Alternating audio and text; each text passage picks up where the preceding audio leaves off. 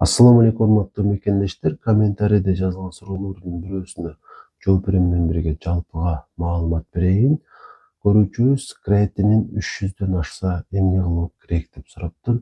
Негизи бул өзү эмне экендигин түшүндүрүп өтөйүн. Креатининдин 300 болгону бөйрөгүбүздүн 30%га дагы жетпеген эле бөлүгү жарактуу болуп калганы, иштебей калгандыгын билдирет.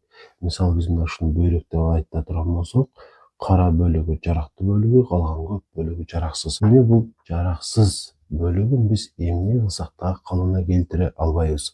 Андан көрө иштеп жаткан бөлүгүн сактап калууга умтулушубуз керек. Ошондо ден соолугубузду дагы сактап калган болобуз.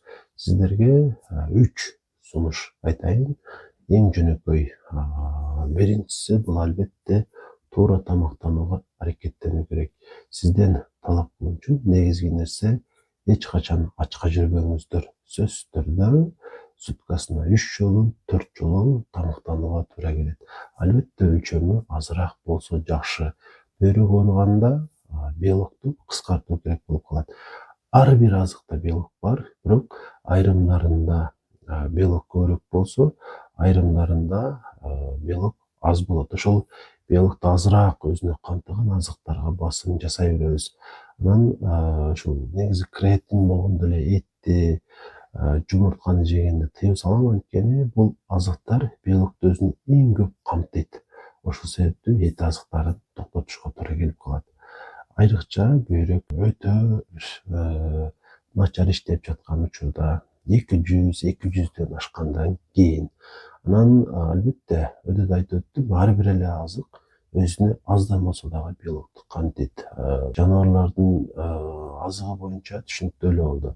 Анан ушул башка азыктардан, өсүмдүктөрдөн деп коелу, даан азыктары, айрыкча жанагы фасоль, горох, маш, ушул азыктарды дагы чектегенибиз максатка ылайыктуу болот. Бул биринчиси болду, туура тамактануу. Андан кийин болсо кетостерил деген таблетканы ичип турасыздар. Кетостерил бул белок, организмге керектүү белок, бирок бөйрөктү кыйнабай организмге аш боло турган белок десек болот. Муну 5 кг салмакка бир таблеткадан ичебиз. Көпчүлүк адамдар 2ден 3 маал ичет бир суткада. Бул пайдасыз, эч кандай жардам бербейт.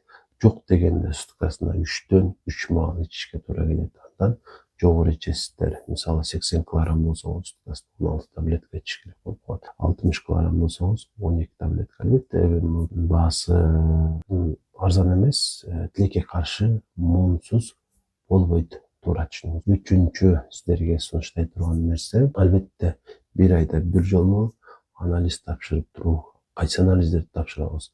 Негизги анализ бул биринчиси саарадан тапшырыш керек. Саарадын анализи бөйрөк тууралуу көп маалымат берет. Андан кийин кандын анализи, биохимический анализ деп коет.